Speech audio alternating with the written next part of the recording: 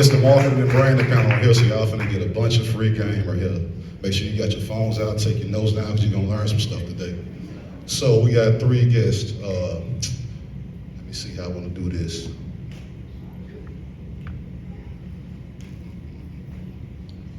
First guest I wanna call up here. This guy right here, founder and playlist curator for Moolah TV Hip Hop. Listen to these credentials, y'all. Current digital market manager for Motown Records. That's deep right there. Assistant QC, quality control with the digital market rollout for Lil Baby's sophomore album, My Turn, which was hot.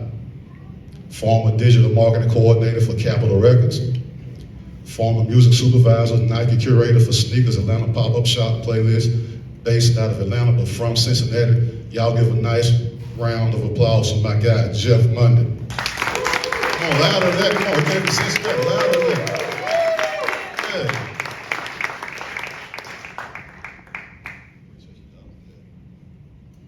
This next lady right here in the front. This lady right here, I met her like a year ago. She was a guest on my podcast called Pimp TV. We kind of built a rapport after that. How can I start this? She was the first ever female editor-in-chief for The Source magazine. The Source was a major hip-hop publication. She then left The Source magazine and released her own book called Straight From The Source. Then she went to work with XXL, which is another major hip-hop publication. She's worked with artists such as Loon, Foxy Brown, as far as doing book deals from them, negotiating things like that. She's worked on the hip-hop mogul Russell Simmons as vice president of his company, Global Grind. She works with BET behind the scenes for reality TV shows like Love and Hip Hop. So when y'all look at these Love and Hip Hop shows and liking all the stuff that y'all seeing, just know it's a lady like this behind the scenes writing the script and calling boss shots to make sure y'all enjoy what y'all see on camera. She also wrote the script for Aaliyah's big documentary, 1 in a Million. And she works with VH1 also, all the way from New York City. This is her first time in Chattanooga. Matter of fact, when I told her she was coming down here, she said, "Where is that at?" So she ain't never heard of us, y'all. We got to put it on the map. Give a nice Southern hospitality round of applause for Miss Kim Osorio.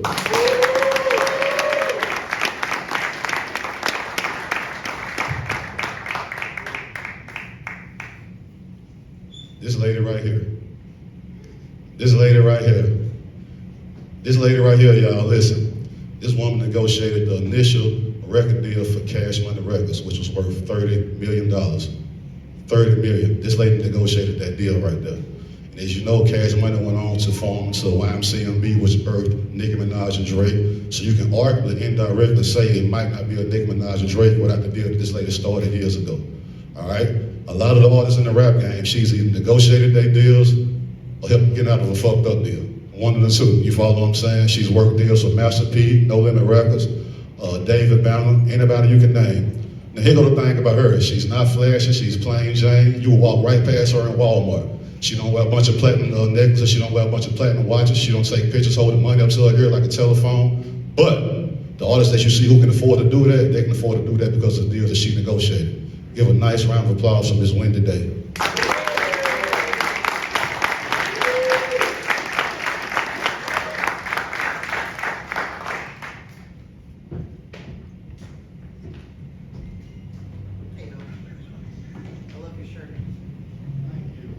You know, we go way back to that, right?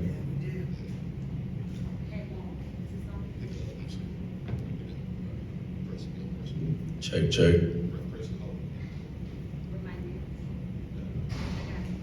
How you guys doing? She said, "How you guys doing?"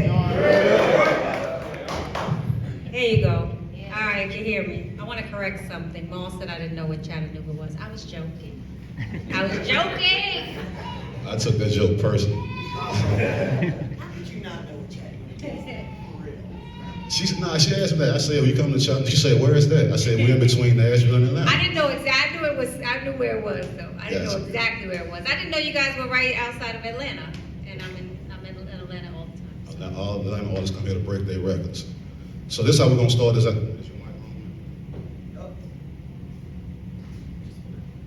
It's a trick. You gotta hold it down.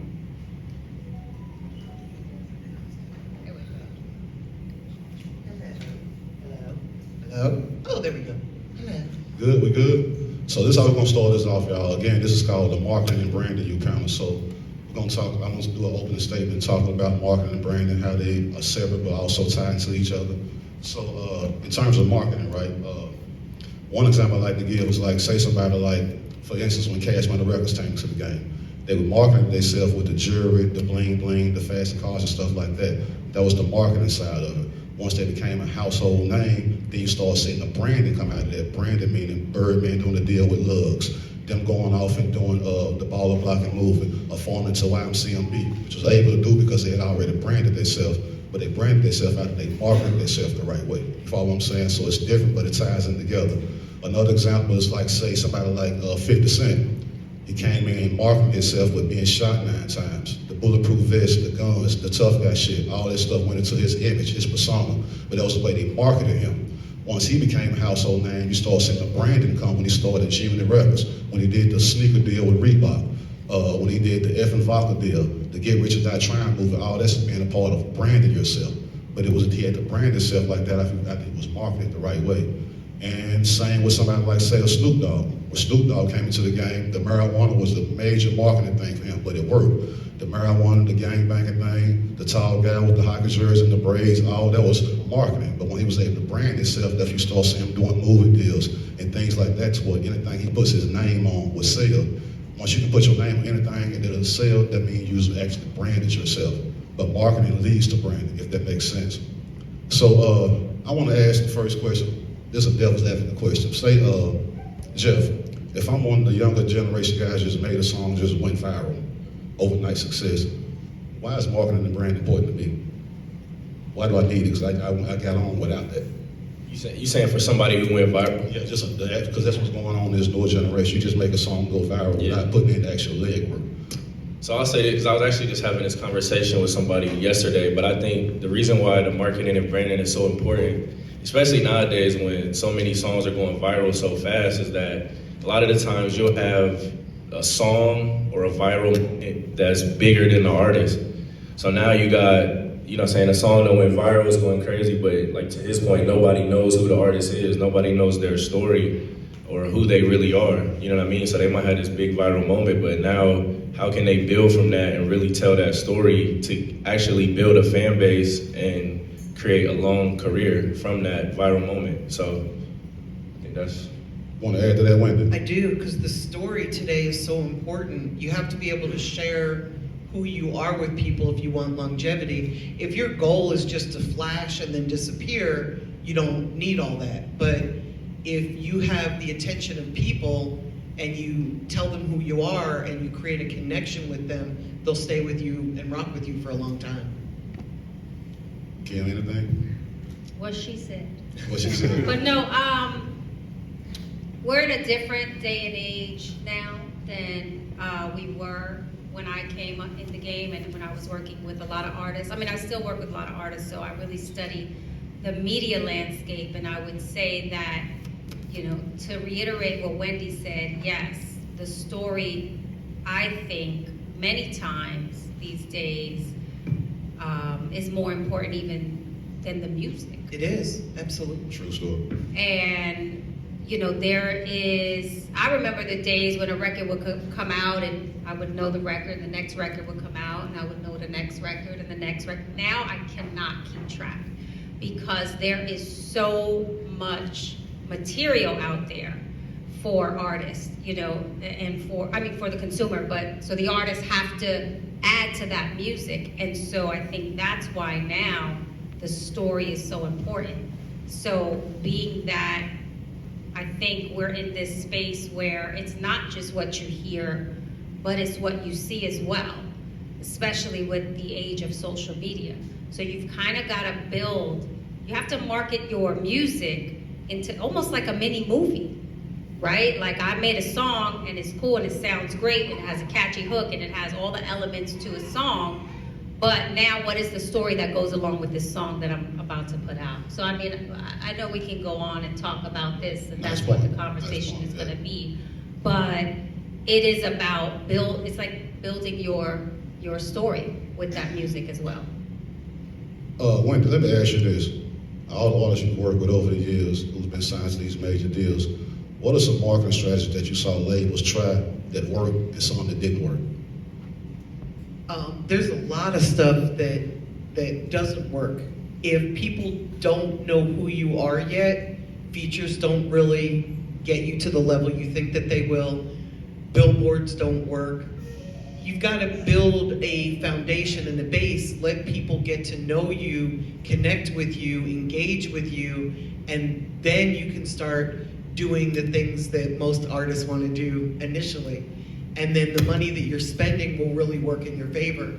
If you've got enough of a buzz, there's a lot of stuff you can do that you won't even have to pay for. You won't have to pay DJs to play your record. You won't have to pay other artists to get on your record because they'll come to you. They're gonna want your fan base to know who they are as well.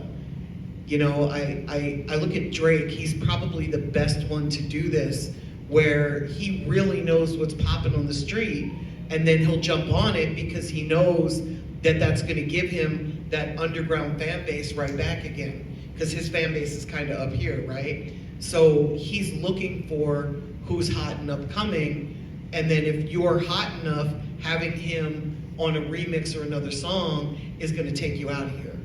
And there's a lot of options as you're coming up as an artist, but your best options are anything that help build you a solid fan base, even if it's one person at a time. Add to that, Jeff. Yeah, I was gonna get the example of Lil Baby, just because I don't know if y'all saw recently his Amazon documentary, The Untrapped. Like, you can literally see his progression from when he started to when he didn't even really want to rap, all the way up to now where he's a global superstar and like arguably the hottest rapper right now. So to Wendy's point, it's like you have that whole story to look back at now, and then even before Baby got on, he already had so much street cred to where, you know, people from his hood already knew him to be, you know what I'm saying, what he was rapping about. Like, it was all real and it was all genuine. So I think, to everyone's point we've been harping on, it's like, you have to make sure that that story is there, and you have to make sure that actually what you're talking about is genuine. You know what I mean? If you really do want that longevity of a career, because people bubble and they're hot, but eventually, you know what I mean, people are gonna want to know more about where you come from. And you never know what entry point might bring you a new fan base. Like, somebody might listen to your music because y'all like the same sports team, like them, and then, or you might wear a certain clothes or a certain style that you wear. That might be a reason why somebody becomes a fan. So I think showing different layers to who you are is a great way to attract a new fan base. So. With our clients today, we even do stuff outside of just the music for them. Like, if you're somebody that enjoys cooking, you could start a YouTube show for yourself showing other people how to cook and just have your music in the background. You can bring other people into your fan base, not necessarily just by putting out music. True story, true story. You got something to say, Kim? I always have something to say, but I wait for you to moderate me to say it because I was just Speak, talking. Speak, The man. fly was over here. I was like, this fly has something to say too. I think the fly's a rapper. The fly is, you know. So I would say, when you asked the question, what I thought was interesting was that you used the word label in the question. You said labels and artists. And what I've seen in 2022 is that I don't really know any labels anymore. I don't think artists need labels. I just shot a Rap City show where we did an interview, and we were celebrating Loud Records, right?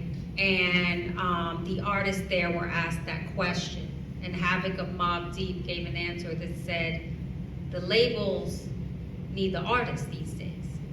Because back in the day where you would get on a Loud, or you would get on a Def Jam or Cash Money, you know, that really stamped you in the game. These days, the artists are at the forefront. There's no more filter. There's no disrespect to anybody that works at a label here. Does anybody work at a label? He said, I do. Put on your seatbelt. We're gonna go, right? It's a panel, we're supposed to tell the truth? Okay. Spit the real, go ahead. All right, so 2022, what's Def Jam doing, or what are these labels doing? I don't want to just single out Def Jam, Motown. All the labels are great. It's great to get a deal. It's great to have backing. But they're really looking for you if you're already popping. That's what's happening right now, right? The labels are like, we need to be saved. So don't get bamboozled into thinking that a label or being signed to a label is gonna help you. You have to market yourself now. So I think that that's the biggest difference. Even for me, watching the artists today, you talk about a little baby, right? Like someone who was out there doing it. You talk about all of these artists who are, you know, really moving the needle in the game, don't need the cosign of a label. Now, affiliation is different. Features, yes. Getting somebody on your record that, you know, it's not gonna hurt to have Drake on your record. Right, if you can get them on your record, but then if you listen to what Wendy said, she said Drake knows he's watching the space just like you. So he's like, wait, that's a hot Ice Spice record. Let me fly her out here now, so I can figure this out. So he's at the forefront of what's about to be next. And I think for artists should be focused on forecasting. See, that's what we did a lot at The Source back in the day. We forecasted what was about to be hot. So that's what put the magazine, or gave the magazine a leg up, right? The 5 mic council, if you got 5 mics on an album, that meant, and that was before anyone really heard it. We would listen to the music first, rate it before it was out in the streets. And people would know that rating would give them more, you know, leverage. Same thing with Unsigned Hype, right? Everybody that came through Unsigned Hype, whether it was Big, whether it was Common, whether it was Mobb Deep, whether it was, I'm leaving out the Eminem or whoever. I don't even really like to talk about Eminem. But anyway, you know, I think that when you have that, back then you had that Unsigned Hype column and it was like, okay, this is what's next. So it's really about studying the space, especially if you have that ear to know what's about to be next to get ahead of the game. Wendy, I heard you say something. Well, I mean, Ken, heard you say like it's to the point where the labels need the artists now. Wendy, with that being said, I saw an interview you did a while back where you said the thing that gave Baby and Slim the leverage when they negotiated the deals, they was able to say no because they didn't need the label. They were making their own money. They already had their own thing going on. Correct. So kind of break down the process of how Cash Money marketed themselves the right way, sold the albums, and then got to the point where they didn't need the labels. When the label came along, they had to give them what they wanted instead of them selling. And that part of it still exists today. The longer you can stay independent, if your goal is to get a label deal, and I agree with you, I don't think you need a label deal today. But if that's your goal for some reason, and you get yourself hot enough, the longer you can stay independent and the more money you can make independently, the more they're gonna want you because they see you doing it on your own and they know that if they step in, they can help you get there faster. And faster is great for them because they're gonna make the lion's share of the money, but faster might not necessarily be great for you because if you're making 100% of all of your own money, it doesn't matter if it takes you a year or 6 months. You have 100% ownership.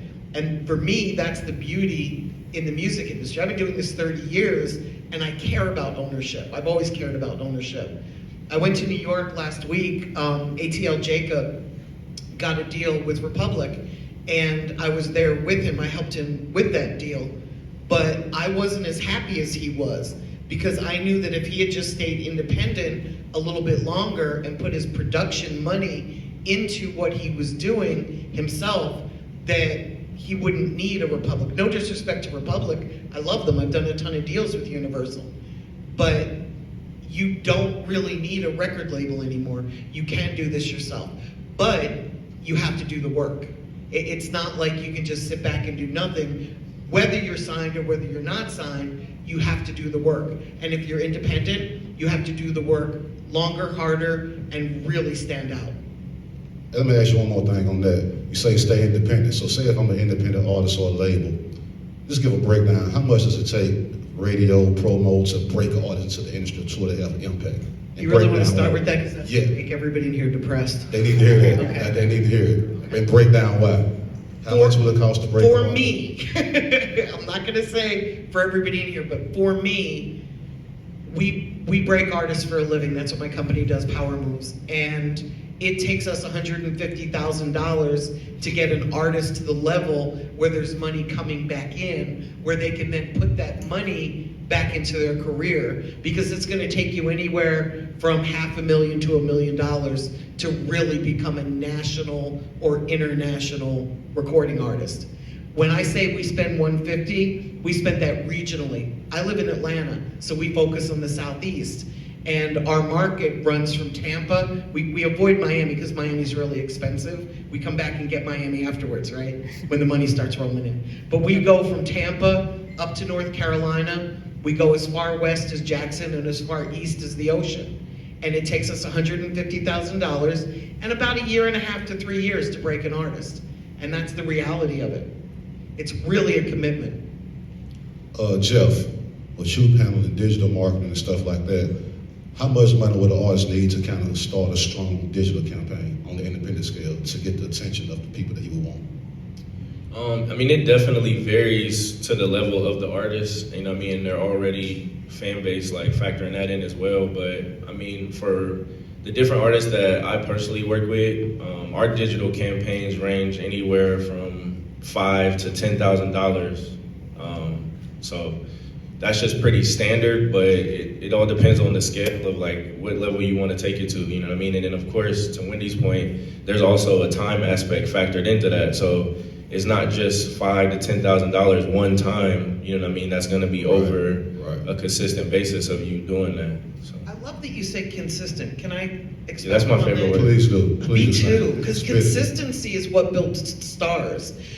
We put out music every other week for the artists that we work with, and we put videos out every other week. So every week there's something dropping. And when I started in this industry, that would have been oversaturation and flooding the market. But today it's almost necessary because you need to show people that you're here and that you can keep going. Now that doesn't mean you have to do something every week, but you have to do something often. And you've got to catch people's attention, and you've got to keep their attention, and you've got to keep your name coming up over and over and over in any way possible, shape, or form. That's what I want to add.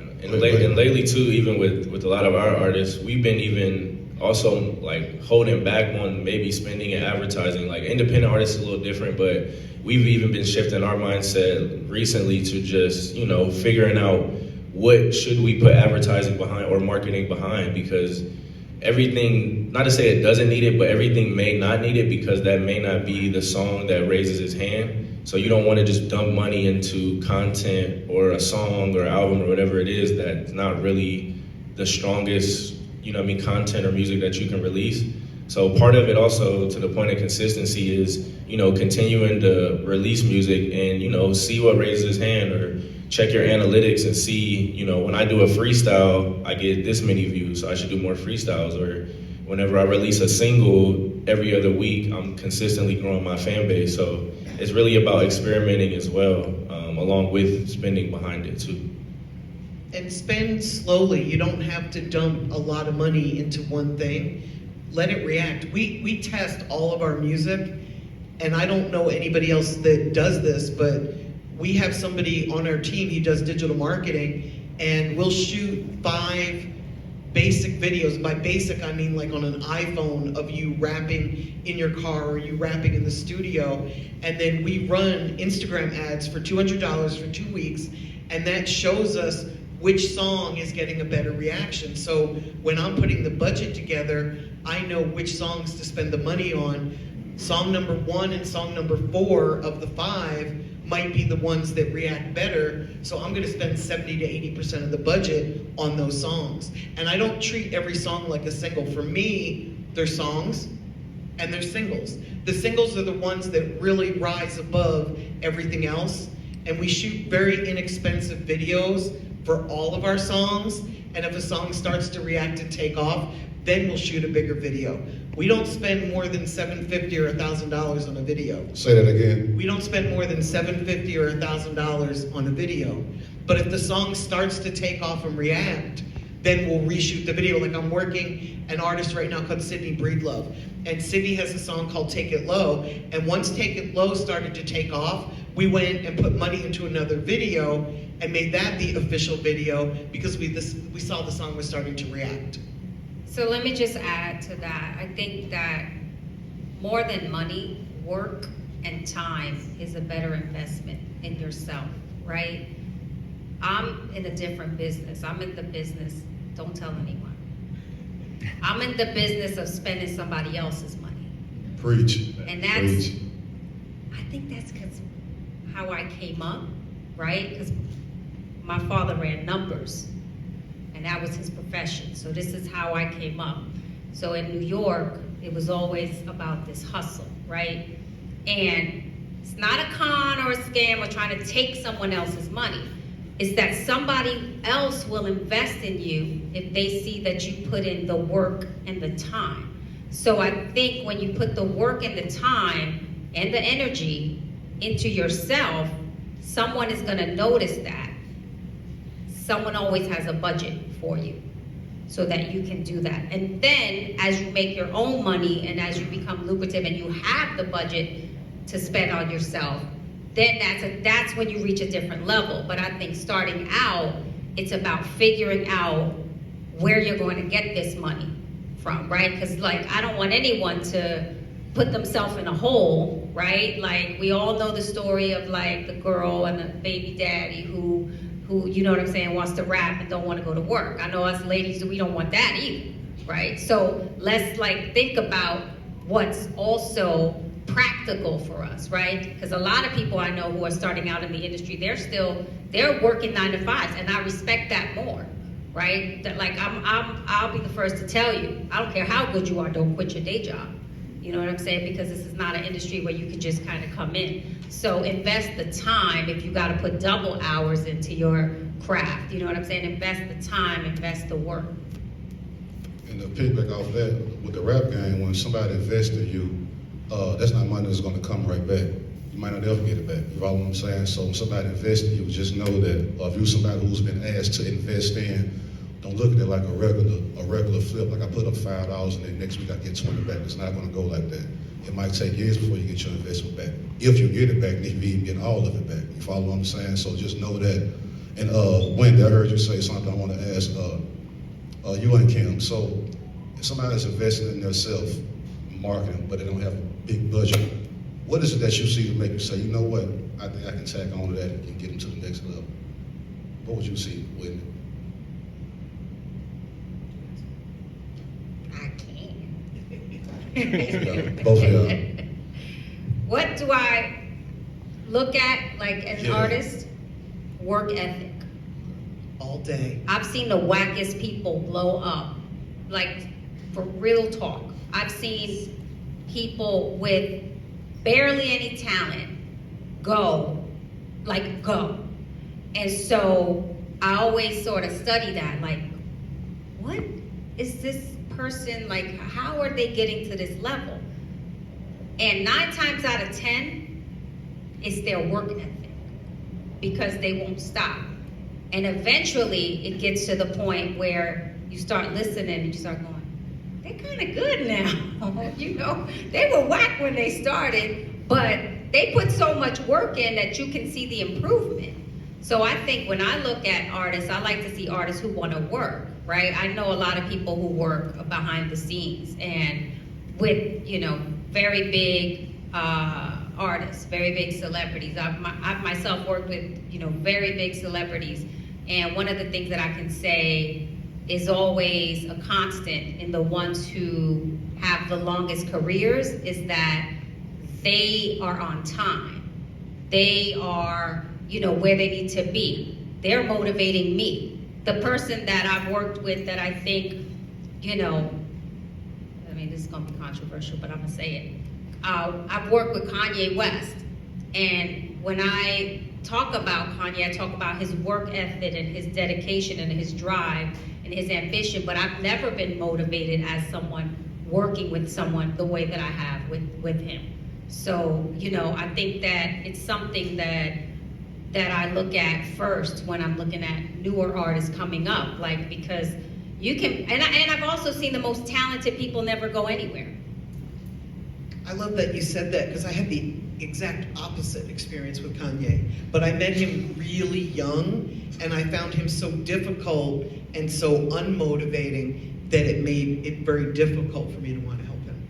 And everybody has their own experience, I think, you know. So I can only speak to mine and how great that has been. And I think that, you know, that kind of puts us in a different conversation. We start talking about media and how people use the media and what the goals are. But I think that just in terms of an artist, I mean, no one can deny what he's achieved as an artist. Or a businessman. Or a businessman. I think work ethic is the most important thing, and I agree that it trumps talent, and it's not necessarily fair that that's the way this is, but as soon as hip-hop became a business instead of an art form, it became that. So if you're just looking to make great music and put it out and share it with people, you should do that. But if you're trying to make a living from it, you're gonna have to really learn how the music business works and treat it like a business. And money matters, your effort matters, talent does matter, but your hustle matters more than your talent, sadly. Let me ask this. With that being said, hustles matters more than talent. So you have a lot of artists that are talented. And I want to ask all three of y'all this. What artists have you seen that were talented, but outside of the talent, they were such marketing geniuses that it just took them to the next level? So people can kind of have a blueprint for them to pay attention to. The first person that came to mind was 2 Chainz. I'm not working with him personally, but 2 Chainz is one of the first people that just popped in my head when you said that. Mostly of, you know, how he rebranded himself from Titty Boy to when he crossed over and went with the 2 Chainz, and just him just being, we keep saying it, but consistent, work ethic, like everything we're talking about. You could look at the things that he's done that shows that he's always on the forefront of creating ideas and really just thinking outside the box. So that's who came to mind first. I love that answer, actually, because I've worked with 2 Chainz. We put him on the cover of The Source when I went back in 2012 or 13. And I remember his days with Disturbing the Peace, right? And I saw how he reinvented himself. And I think that that's an important transformation for any artist to be able to say, okay, something didn't work, I'm gonna flip it and I'm into this. And so I think that was a great answer. You know, I'm always gonna say Kanye when I talk about an artist. I'm sorry. I know he's down right now, or people not feeling him, but I'm always gonna be that cheerleader for him. So I think I've seen that work ethic and also the creativity and the genius, really, of what he's done. So. He never stays down long, does he? I mean, he always reinvents himself, so I'm so not worried. I like to use DaBaby as an example. You know, when he first started, he was running around in a diaper, and it didn't work. It was a gimmick, and it really didn't work. And he just kept at it and at it and at it until people started to really see and hear the music and embrace him for the music. And I think that he built a wonderful career, provided he can keep going. I think he has longevity as well. I think Megan Thee Stallion did an amazing job too, because when she first came out in Houston, everybody noticed how sexy she was, and they started saying she couldn't rap. She was just, you know, great to look at. And she started doing weekly showcases and events in Houston, and then she spread them, you know, out even further, where she showed people that she could rap. She did specific digital marketing campaigns where she showed how lyrical she is. And while she stayed as beautiful as she was, she really captured the people that said that she couldn't rap and she was just beautiful. She showed that she can rap. And I think that was incredible. And if you market and promote yourself the right way and know how to really find your target audience and your demographic, sometimes what you'll start seeing happen is the movement becomes bigger than the artist. And that's what you want right there. You follow what I'm saying? Your movement becomes bigger than you are as an artist.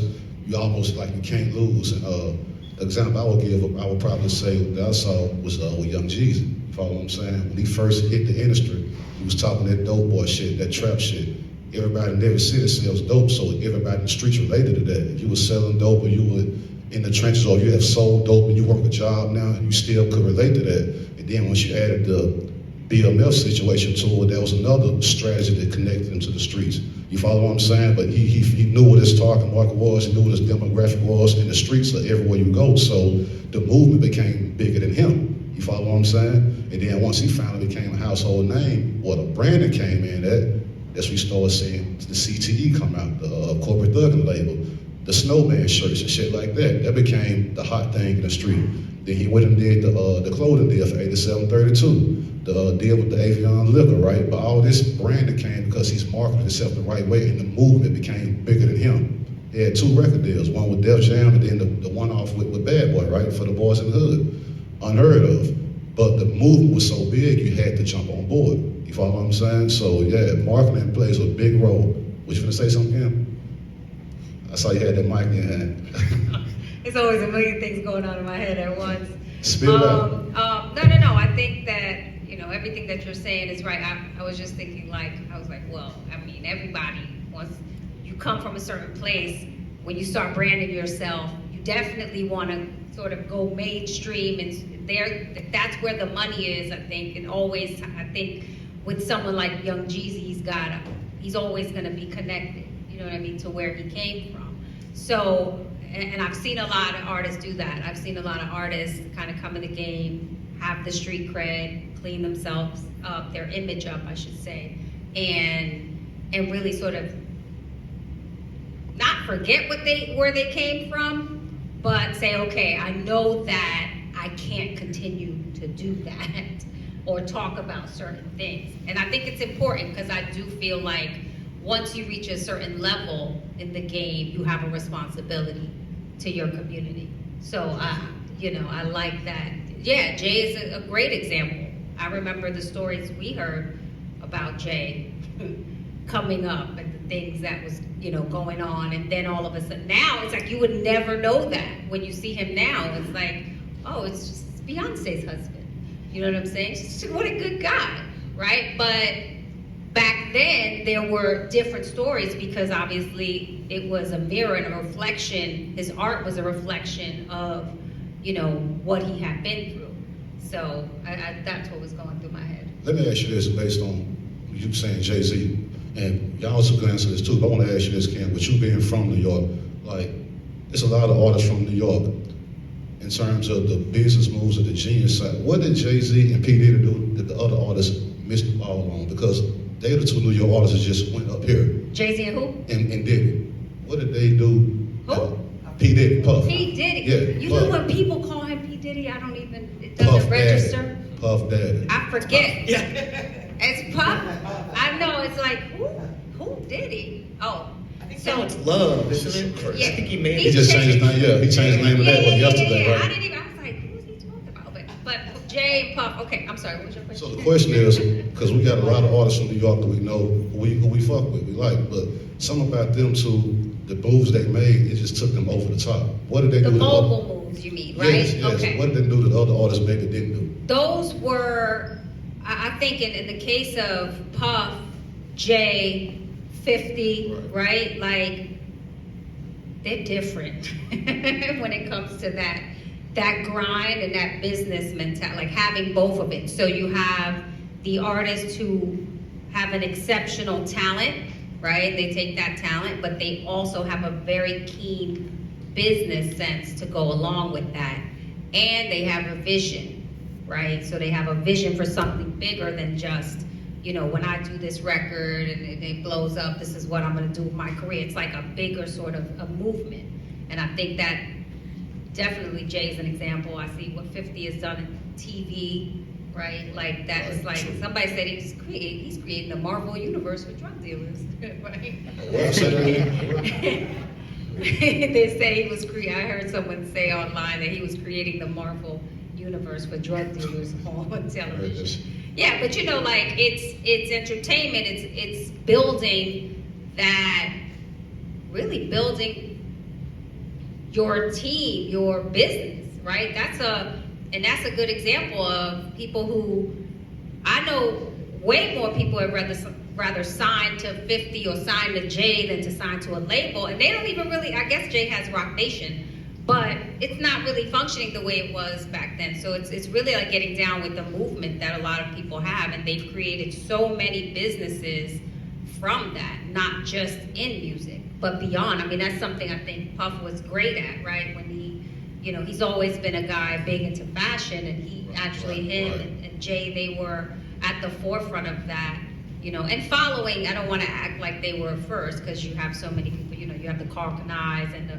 Woo Wear and all that stuff that happened before Rockaware and you know, Sean John, but they took it to another level, I think, and it's about taking that torch and then passing it on. And what the success that we see now is built off of the foundation that was laid by certain people in hip hop. Let me ask this question to you, Jeff, and then Kim and Wendy, y'all can piggyback off of this. Okay, like years ago, this is going in terms of the market and how artists can kind of break into the industry. Years ago, we had the Source magazine, which you worked for, Unsigned Hype, with highlighting new artists who were about to come through the game. You had BET Uncut, which would play videos like 2 or 3 in the morning.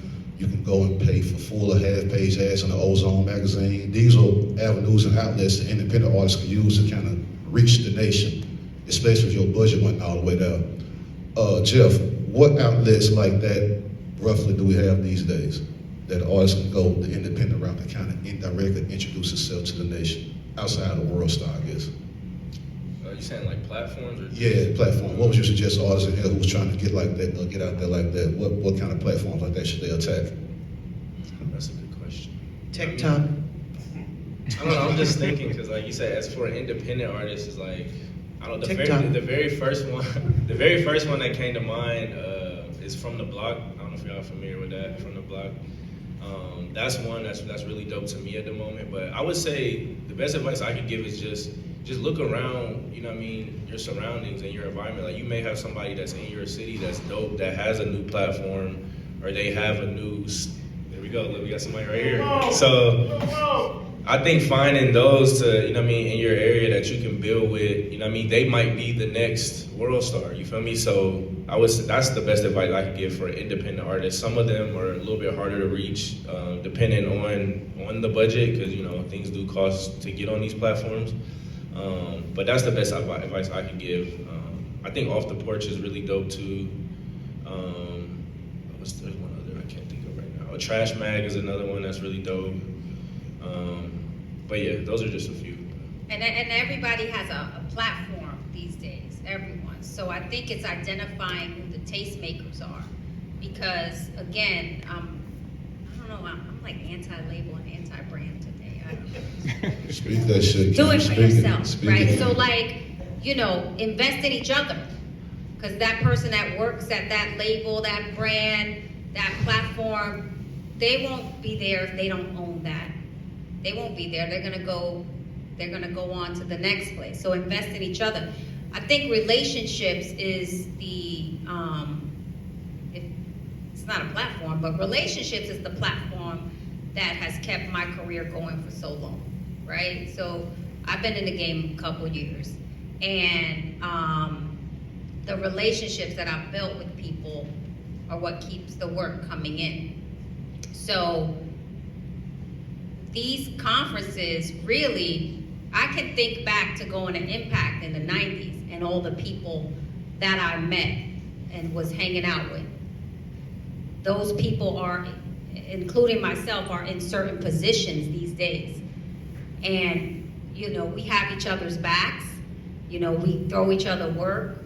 We give each other, like, whatever advice. We have group text threads. I have group text threads on my phone right now with people that I met 20 years ago at conventions, because we maintain our friendships, and that's what keeps us going. So like, I think coming to a conference and meeting people, you are the future of what the industry is going to be, whether you're an artist, whether you have your own platform, and it's about building those. It's really not about us up here.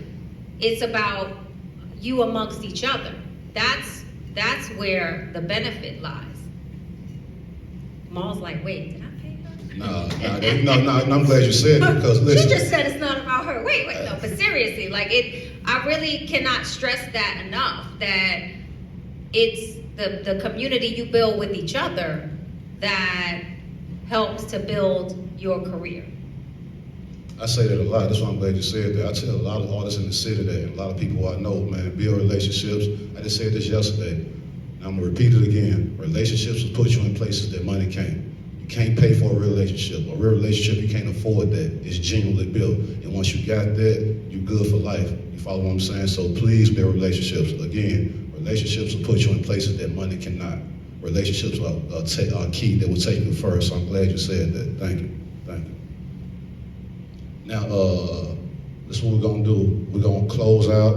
I'm gonna get a closing statement from all y'all, and then we're gonna close out and take questions from the audience. Get your questions together. These people are here to give you some game, so don't sit there and be quiet. Ask. Closing statement, Wendy. Focus on what you do best. Not everybody has to be a rapper or producer. There's jobs for everybody in the music industry. If you love this, you don't have to be in front of the camera. You can be behind the camera. Learn how the industry works and just jump in and do what you do best. And surround yourself with people that are smarter than you. I want to thank you guys for inviting me out here. It's my first time in Chattanooga, so I'm very blessed to be here and to meet new people, new friends, right? And Wendy I've known for a while, but we never really get to connect. Be good to people and be good to each other. That's what I have to say. That's where I am. I'm on that universal stuff right now.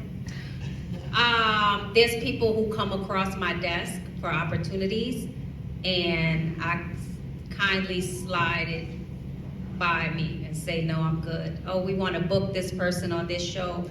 I'm okay, because I don't want bad energy around me. And if I've had a bad experience with somebody, I just like to just not even associate myself with them. So my thing would be like, if you're committed to yourself, your career, no matter what you want to do, you know, you're going to achieve what you want if you want it bad enough.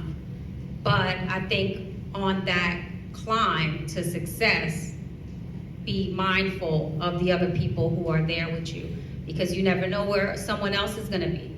And you just want to just keep that good, positive energy flowing. So my closing statement, I'll say, just in whatever you're doing, like everyone said, if you're an artist, creator, producer, whatever it is, just like have intentions behind literally everything that you do. And I think that's the testament to where I got today, was that any move that I made or any plan that I made, like I had an intention behind it on the results that I wanted to get out of it. So, and she said something great with Diddy and Jay-Z, like how they got to that levels because they had a vision. Like it wasn't like they were just putting out music, seeing what stuck, or I'm gonna put out this clothing line and see if it's gonna, like, no, like they had intention behind where they, oh, that's good. But yeah, they had an intention on where they wanted it to go, you know what I'm saying? So I think that's the biggest thing for me, to where I got, like, I always knew exactly where I wanted to be, and I set goals to get to that point, you know what I mean? Like I always knew where I wanted to be. And then lastly, I'll say the law of attraction is real. Definitely, I'm very, very big on manifesting the life that you want to live. So if you see yourself at a certain place, like continue to imagine yourself, you know what I'm saying, being in that space, and, you know, really live each and every day as if you're already there, you're already living, you know what I mean, within your goals. Because that was a big shift for me as well. Like, there was a time where I remember where I wanted to be, but, you know what I mean, my energy and my emotions and everything wasn't aligned with that. So if you want to be the biggest rapper in the world, you got to move around every single day like you're the biggest rapper in the world, you know what I'm saying? And then eventually time and everything else will catch up to you, and you'll be in that space. So I'll close with that. Nice, man. I want to thank my guests for getting up here and doing that thing. Questions from the audience? Take a few questions. I got a quick questions. Yeah, So, independent artist, and I have a little hustle. I got a 9 to 5. Where would the first couple $1,000s I should invest to build on my platform, my fan base, to get noticed for more opportunities? The first place? I would structure and organize the company first, most likely. I'd make sure it was incorporated. If I'm an artist that has a name that's not unique, I'd probably trademark the name. Like I worked with an artist called Trouble in Atlanta, and we trademarked his name because we didn't want to spend hundreds of thousands of dollars to find out we couldn't use the name Trouble. But if your name is a little bit more unique, you could do that second or third or fourth when the money's there. In terms of promotion, I would start with social media. I'd start with TikTok. I would start with the platforms that reach people that are 13 to 26 years old, because that's pretty much the market that spends the most money with music. And I would focus regionally. I wouldn't focus nationally. I would start wherever I'm from. I would figure out like a 5-hour driving radius, and that would become my target market, and I'd saturate the fuck out of it.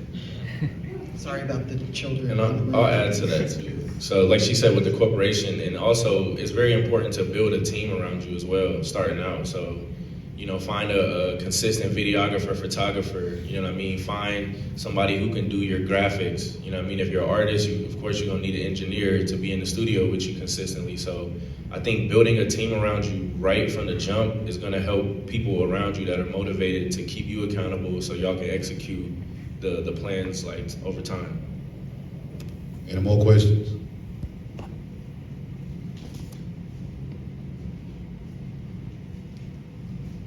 First of all, I want to say it's a great panel.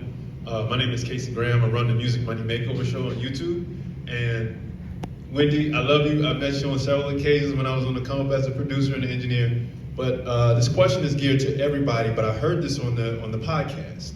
Can you speak to the people when it comes to getting loans when you're starting your record label? Because you said this and you're like, oh, no, but can you go more into detail on why it's not a good idea to get a loan and use that when you're starting your career or your record label or getting something off the ground? Slam it, then. Slam it. Slam it.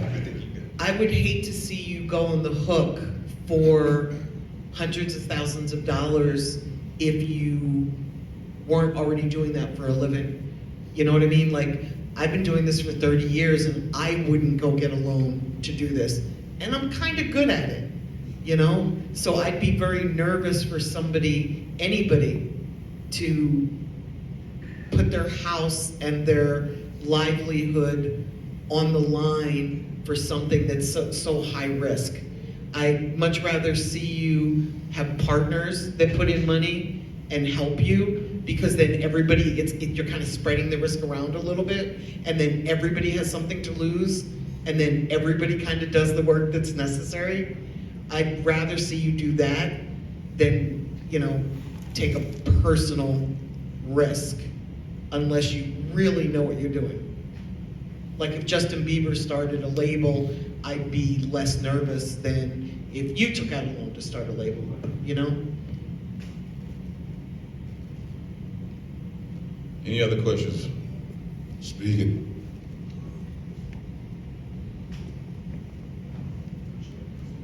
Hey, my name is Trey King. I'm a rapper, logistics broker. What's your name again, man? Trey King, Okay. local. Would you say the music industry is more feelings and art, or more math and science? So what was the second part? You said what? More feelings and art, or math and science? I love that question. More feeling. Oh, we are so gonna talk about that the whole way home. I think it's both. I'm sorry, Wendy. I think it's both, but I believe everything is math and science. So like, that's a hard question. It's everything. Yeah. Okay, Wendy, what you got? I think it starts by art and feelings, because that's what creates the music, and that's what gets people around you excited. Like if I run an idea by Kim and I want her help, the more excited she is about my idea, the more likely she is to help me, right? So that's the feelings and the emotion, but the math and the science tell me whether or not to pursue it. Because I could have the best idea in the world, and if the numbers don't work, it's a failure. And it comes back to taking out the loan. Like, if the emotion and the spreadability of the idea isn't there, then the math and science doesn't really matter. Because you can't sell something that's not viable. That's not a word, but you know what I mean. Yeah. It's really hard to sell something that nobody wants. And I just want to add in too, I think on the feelings and art side of it, I think just for me personally, that's a big part of it.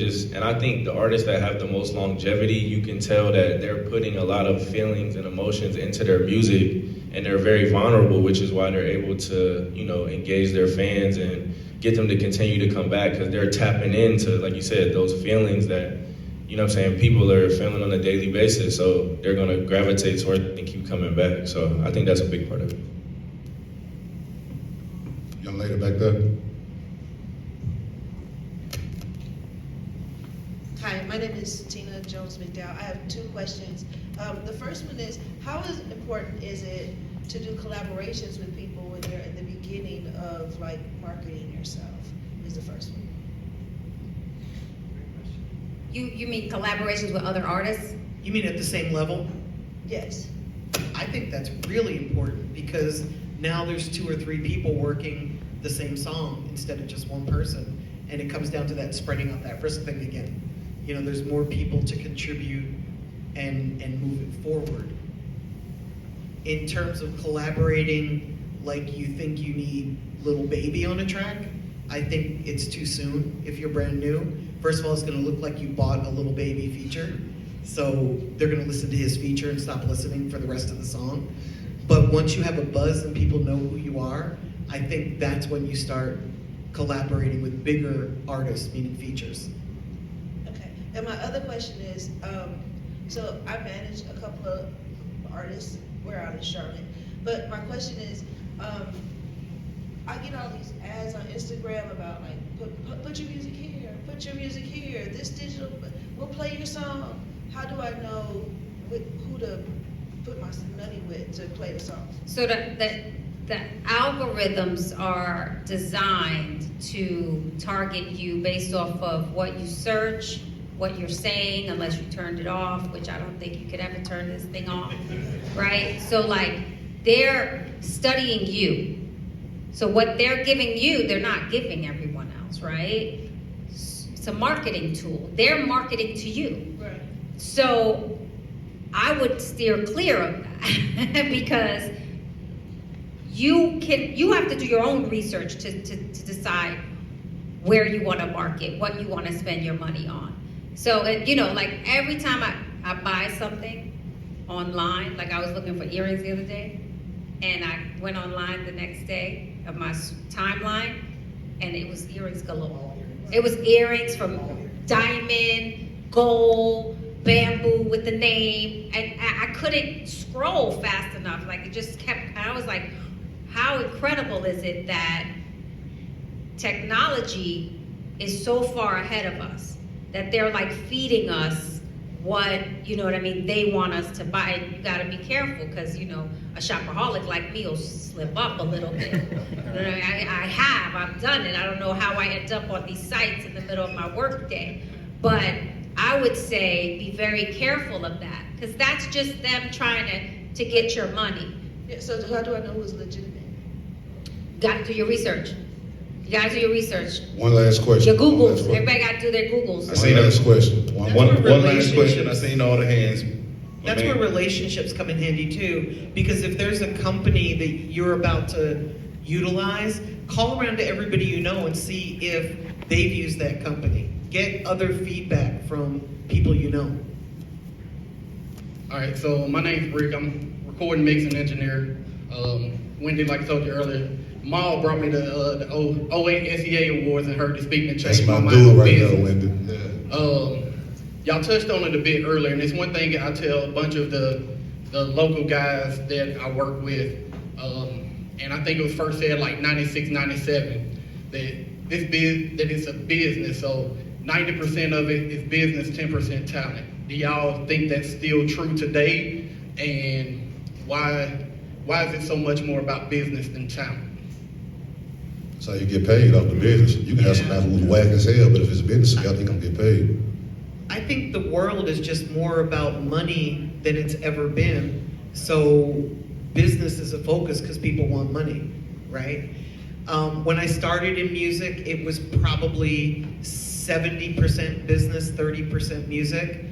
It went to 90-10, and I think now it's 95% business and 5% art, unfortunately. I know very few people that rap because they love it and have to do it. Most of the people that I come across are rapping because they see it as a vocation. They don't want to drive the FedEx truck anymore, they want to rap. They don't want to get a job in engineering, they want to rap. They see it as a quick lick. It's the new dope boy. And I'll add in too, I think now because rap is so saturated and so many people are doing it, I think having your business in order, you know what I mean, and having a strategy behind it is gonna help you stand out. Even if you do got talent, you know what I mean, having your business in order is gonna help you get to that next level and stand out amongst everybody else. And I'll triple add to that and say that it's always been predominantly business. That's why we talk so much about the work ethic, right, and putting that in. But let's say 70% business, 10% talent, you got 20% left, 20% the fuckery, right? Know what you're dealing with. You have to be able to say, okay, and in this game, that fuckery right now, in my eyes, is like 20% media, right? So when I watch what is translating now to people, and we talk about the stories that are out there, I know personally people who make up stories and put them online, and they translate, do things to get paparazzi to do, you know what I'm saying, to follow them, or, you know, you watch, have you ever noticed, you scroll your timeline one day and it's like, you know, there's a couple fighting, right? But they're fighting in different parts. They fight at the Burger King, and then they're fighting over here, and then they're fighting over there. This is all media strategy. So this stuff here is created to go viral, right? Like how, it's like 3 a.m. in the morning, you wake up and this couple was fighting all night online, right? But how did anyone know how to put, first of all, the websites that they're not, but the blogs, they're not even up at that time. I know the people that work there, they're sleeping, they're waiting for this footage because they know, because it's all been planned out. So you have to start thinking about what your media plan is going to be, because it is a story-driven market.